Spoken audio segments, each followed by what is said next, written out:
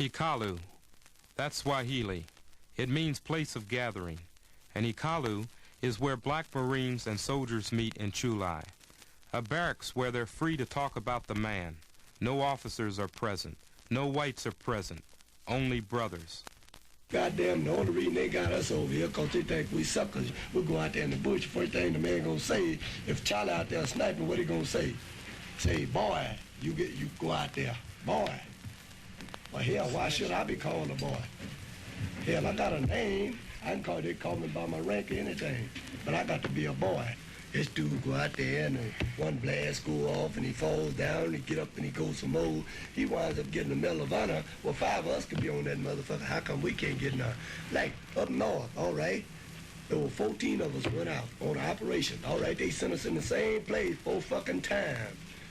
All right, the 5th time we went out there, well, Charlie had the whole trail, booby trap and all this shit, and they know goddamn well you can't go in one place too many times if Charlie gonna have shit together, see? And had an L-shaped ambush. All right, I'm trying to get to my brother-in-law because he done got a leg blown off, and this other dude set off a goddamn booby trap, and I get goddamn shot my all in the leg and all this shit. Or why couldn't I get a motherfucking Medal of Honor? I went up there trying to get my brother-in-law over the trail. What did I get? I ain't get a motherfucking thing. You get a Purple Heart? A Purple Heart? What the fuck is a Purple Heart, man? Oh, hell, I was entitled to a Purple Heart because I got fucked up. I've been from Quezon on down to Quezon. And really, I've seen a lot of brothers do some outstanding feats. Well, they should have got medals. A lot of brothers should have got medals. But they pat you on the back. They say, you're a good man, you know. You kill a few. They call you quick shot. Man, fire quick. Put him on point. Has anybody messed with you for using the Black Power sign? 3 brothers was walking out of the mess hall, and I gave him the sign. And so the sergeant, he was my sergeant of 1st platoon. He was a beast, little thin motherfucker, big head. He said, he said, what are you doing? And I said, well, I gave my brothers the sign. And he said, the next time I catch you doing that, I'm gonna take you right up to CID's office with me. I said, for what? He said, you know what that means? I said, what? He said, black power. I said, no shit. I said, well, I'll run you straight up to CID. I said, well, I'll go up there with you right now, motherfucker. I said, because that's the way I greet my brothers every goddamn day, just like you big-head motherfucker put up that peace sign. Did you ever find out what that means? All I know is it's supposed to mean peace. Peace with victory. Look here. All right, look You here. understand? In other words, they kick everybody's ass, you know, all the people in the world, and they'll have peace. Because they won't have no opposition. Yeah, hell yeah. Motherfuckers, they never did nothing for me. They ain't gonna never do nothing for me. They gonna tell me, well, I let you have this. They ain't gonna let me have a damn thing. I'm gonna take what's mine. Give it back to me, what they took from my forefathers. We didn't ask to come over to America, no motherfucking way. Motherfucking man came around smoking his pipe and started changing people, putting them on boats, bringing them over here. I hate the motherfuckers. I don't like none of them. And gonna do a couple of them as soon as I get a chance to. They teach you the leaders that try to rebel against this. All they told you was that the British went over to Africa, got a bunch of brothers, put them on a ship, and brought them over here. But they didn't say whether the brother was the first one to step on American soil off that ship. And another We don't know this, but it had to be. See, somebody had to sit that gangplank on land. And I know no white man ain't lift that boat. When I went to Benoit Air Base one night, I joined some brothers after their missions. Pilots who fly jets, helicopters, slicks, cobras, and airplanes that spray herbicides. I get more kicks out of shooting a water buffalo than I get out of doing anything else. We was driving along the road, and my trusty 38, which I never go anywhere without, I saw a water buffalo out there. Just by the influence of being in Vietnam, I decided to kill this man. This is his life. You know, this water buffalo. I saw it out in the field, and I decided to shoot up a barrel of ammunition at it. And I just kept pumping and pumping, but that buffalo did not fall until he got introduced to the M16. You know, now this is what I'm saying is I cannot use a Vietnamese, a gook, a dink, or anything else you want to call it. Now I hate working with them. Because they'll kill you. Because while I was flying slicks, I'd put Vietnamese down in doggone rice paddies and stuff. And those cats would turn around and pump some shots off at me, man. I'm not kidding. Or run back in the helicopter. These cats, they went in there and they ran across BC Battalion. And they got caught on 2 sides. These Arvins, they dropped their weapons, and I mean, they got some head. They got some head. And these Americans were down there trying to coordinate fire to break these VC off these Armins behind, you know. The next day we went out to the same place, and they brought up an American major out there and a brother, both of them in plastic bags, because these beautiful Armins, yeah, these beautiful Armins, you know, they can't stand and fight. And this is not the first time. These people aren't doing their job, so why should I feel anything for them? I dropped 43 rounds of ammunition over top of somebody's house today. You know, when we was flying back from Saigon, I just reached in my belt, pulled them all out, and just threw them out the door. Now, from 1,000 feet, a round hitting the tin roof doesn't sound right. I've dropped very big rocks, 1,500 feet, on top of a hamlet, which really, it doesn't make sense. We holler about we're doing good, then you go out and you kill a Vietnamese water buffalo, and he's pissed off, and he's going to shoot. That's another VC you've accomplished right there. You're not killing him, you're making another one right there. How do I know he's not one before I started? But I'm saying, this makes sense. This is a useless thing. Well, I put it this way, some fool pushing some water buffalo down south of Domtown, you know, pumped the AK-47 round up underneath my seat, you know. Now, this didn't make me too happy, being that this was a non-hostile fire zone, no VC within the area, except a few people down on the ground with water buffalo for a second tour. Even right in the Albertine, a lot of guys that braids a Purple Heart, you know. Now, they didn't earn these Purple Hearts sitting around sticking pins in their fingers. Somebody out there shot it. And these were the guys running around in short cut-off khakis known as NBA uniforms. We've lost 3,000 plus helicopters, you know. Why? Because of the same people that some people, the pacifists, want us to not shoot the water buffalo that transport these idiots from Hanoi and a few other places, you know. Yeah, I probably deprived maybe 50 VC of getting a ride. You gotta justify that damn buffalo. Now, wait a minute. Water buffalo don't like Negroes. Water buffalo don't If like you think Negroes. they don't like Americans, period. The Vietnamese walked up to them, rubbed, nothing happened. American especially got their soul scent, bang. You got a raging, maybe 2,000-pound piece of gray meat with horns that really can inflict severe wounds upon one's young body, coming with you with great devastation. Now, I'm jiving you not. You spray every day. You spray this stuff that destroys, timber killer, or whatever you want to call it. Every day you spray this stuff, you know. Now, do you ever take in consideration what else you kill? The herbicide is not supposed to really harm anything but vegetation. That's just like me shooting that water buffalo. You kill them indirectly, and I just go about it the right way. I got reports I can refer to. All it says this stuff killed trees. Flat, that's all it says. Well, 38 only kill whatever's in his way. At Pleiku in the Central Highlands, it was the monsoon season. The rain fell hard. I talked to a black... He is 19 years old. What's your job? I drive a gas tanker. A gas tank truck?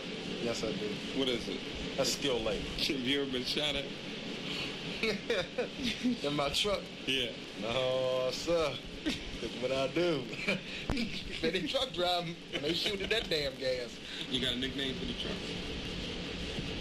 Yeah. Where you going? Gas truck. Why do you think America's fighting this war? So the white man can put buku money in his pocket.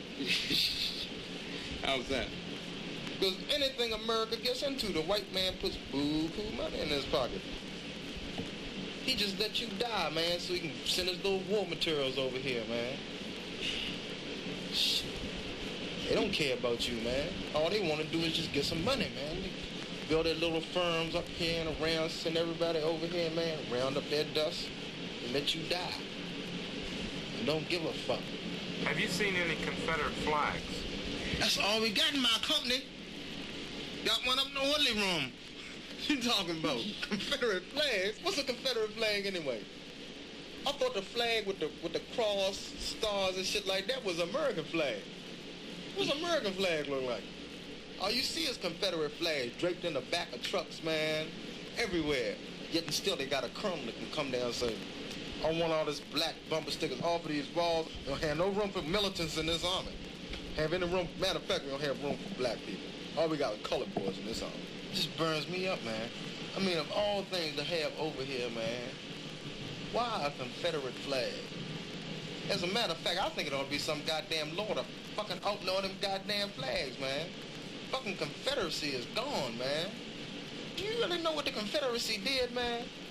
He tried to rise up and fucking fuck up the whole goddamn country, man.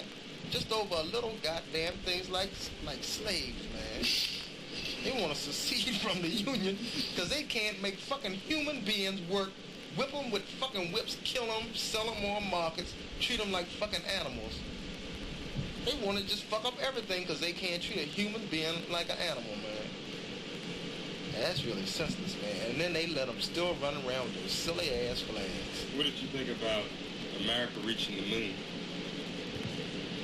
I wish I could piss that far. Because, man, they can't find anything better to waste money on than going to the moon, right? I mean, wow. It's really something up there, too, right? A moon, man. If it was some food up there they're going to get to bring back to feed these poor people in the streets, shit, yeah, go to the moon all you want. Go to the moon. Oh, would man. you join a group like the Black Panthers? I damn sure would. I'd either join the Black Panthers or SDS. Preferably SDS, man. Why? Because they down on the whole thing, man. They down on this fucking war. They're down on society, right? Establishment, man. Because society and establishment is fucked up, man. And it needs change, man. Change to what? Change so people can live, man. Live equally, you know. So, I mean, you know, get all this racist stuff on out there. I mean, it's always going to be race, man. I mean, people are always going to know you're a different color. But see, now the time has come when it's going to be one race, man. It's not going to be fucked over all the time, man. It's not, I mean, we not no fucking Indians, right? I mean, they had their way. They put us on a reservation just like them damn Indians, man. Give us nothing. But see, that ain't going to happen to the black man. If anything happened, the black man will put these fucked up white people on reservations. You think the black man should return to Africa? Hell no. Why? There's nothing in Africa for me. My home is America, man. I was born in America, and I'm an American. The Constitution doesn't say anything about the color of people's skin, except that it says they're equal. All people are born and created equal, man. Unless you're a Buddhist, right? Then you're a fucking number 10 person. United States says Buddhists are number 10. Everywhere I traveled, brothers spoke out about the leaders back home, the black ones and the white ones. I asked Gas Truck how he felt about the loss of Martin Luther King. I mean, it burnt me up when they killed him, man. Because he's a black man, right? Right. We was trying to help him his way, man. But nonviolence had played out, man. Nonviolence didn't do a thing to get that man killed. What about Julian Bond? Julian Bond is up there, #1 dude. Because he's doing what Brooks should be doing. He's opening his mouth and speaking, and letting the people know what's happening. He gonna get killed, though. He'll die young, just like King. How'd you feel when Bobby Kennedy got killed? Only the good die young. Must have been some good, right? How you feel about Rockefeller, John Lennon? He's rich. He doesn't want to pay taxes. Fuck him. He wants me to pay all the taxes. Rich people just don't want to pay taxes, man. They make all the money and refuse to pay tax on it. Rockefeller's the governor of New York, and Lindsay is the mayor. And they can't keep the garbage off the streets. Who do you want to see president? That's a hard question, man. I like to jokingly say I'd like to see George Wallace. So all the brothers would really rise up, man. I mean, that would even bring the fucking Toms out, man. Even they wouldn't sit still for that shit, I'm sure. How you like Dick Gregory? That dude is really something. I haven't heard him tell a joke in so long. All he does is go on diet, go to jail, run for president. That dude does everything, man. He's a #1 dude. They ought to make Dick Gregory president. At least he could eat once in a while. Hey, what about this woman from New York? One that got elected out of Brooklyn, Chisholm? Yeah. She out of sight, you know what I mean? She heavy like a motherfucker. I shit you not. She got her shit together. What do you think of Lyndon Johnson? Lyndon Johnson did a whole lot, man. He did a whole lot for the black man. I don't know if he wanted to do it or not. Matter of fact, I'd like to see Johnson as president right now. At least he didn't run around saying, I'm going to stop the war, I'm going to stop the war, and don't do a damn thing but withdraw 25,000 troops and then send 2,500,000 back over. I wish he was still president, man. At least I knew what he was doing, right? I knew he was going to come on TV and have a heavy heart. Nixon always needs a shade. He just ain't nowhere, dude. You ever seen anything where Nixon has passed any bills for the black man or anything of this nature? Nixon is thinking more or less of foreign policy of more or less of his own race. Well, you take the black history, you take the honky history. The honky history is a bunch of fucking, you read about a bunch of goddamn villains that done goddamn, they make out of history. You take General Custer in your history books. Just cause the Indian kicked his ass, he's supposed to be a motherfucking goddamn hero. You take motherfucking George Washington, this motherfucker on a whole bunch of goddamn slaves. you take all these motherfuckers they call motherfucking heroes. They done goddamn owned slaves or got whooped by the Indians and did some funky ass shit. And as far as Nixon, he just trying to pass a couple of bills to keep your ass down. Many blacks had impressive records for bravery and command. None more than Colonel Frank Peterson, a Phantom Squadron commander at Chulai. He commanded some of the Marines you have heard. I asked him if their anger would spill into the streets when they come home. Many of the blacks who are being discharged, if they encounter the right set of conditions, will become guerrillas. And I think it could be anything from a policeman stopping a car and telling them get out of their boy or something of this nature, just enough to trigger them. And I think that the average black who has been here and then goes back to the States is bordering somewhat on the psychotic as a result of, one, being a Negro in America, having been born and raised, and then having been given this black pride, and to go back and find out nothing has changed. Wherever I went in Vietnam, I heard brothers talk about what they might do back home. What could set them off? Listen to what they say. March down the street and the man, let the man hit you in the head with a stick. Don't do nothing, brother. The man ain't trying to hurt you. He just trying to stop you. Don't just turn your head over and let him hit you again. Oh, shit. I don't want to hurt him. I want to just get rid of him, eliminate him. I'm out there in the bush where I can be shot anytime and give up my life. And I've already watched brothers die. I had to identify the body. I watched this dude die. Shot, sniper round. For what? My ancestors said please. Yeah, they said please. Did they get any mercy? Why should we go turn around and stick out their tin plate and say, please, may I have this? Hell no. Fuck the motherfucker. I say start an armed revolution. What do you mean by an armed revolution? An armed revolution, the thing that has been taught to you in the military. We've seen things that, you know, that really make you want to freak. I mean, blow your mind and whatnot. Now, how much better equipped can a brother be after his Vietnam experience? What can he do? We've learned squad tactics, how to use the weapon, how to take care of it, you know? Why can't we teach our brothers back in the world how to shoot this weapon, take care of it, defend himself? As the brothers fade back from over here, you're finding more and more brothers that are getting together. Because most of the brothers, when I went home, the only ones that were together were the ones that had been over here. And they're starting to talk now. And they're talking to other brothers. Other brothers are starting to get the picture of what's going on. So we're going to be more or less the backbone. If not the leaders, we will be the backbone of this revolution. They got me over in the numb. Well, see, they thinking they're harming me. But see, if it boils down to a revolution, they really taught me something, really. Because I know how to set up C4 charges. Oh, man. M14, 500 yards? Name it. I be where he can't see me in the dark, no way. I just mark off and put me a cypress foot on that mother, and then like in lead for him. The way he look. You know another thing with the white man, what's gonna be a downfall? He think all brothers look alike. If you're black, you look alike. You look exactly. If you're black, you look alike. And see, you just don't know. I might be one of them old times that pushing his broom and be smiling at him and doing a job quick. The Marine Corps taught me one other thing I didn't mention. They taught me how to improvise. And Pete, this white man taught me how to be sly. Just like he'll laugh and smile in your face and pat you on your back and call you a good man and all this, but he really calling you a good nigga. Same thing I'm gonna do to him. I'm gonna laugh and smile in his face. But when I be patting him on his back, I'm gonna be stabbing his ass to death.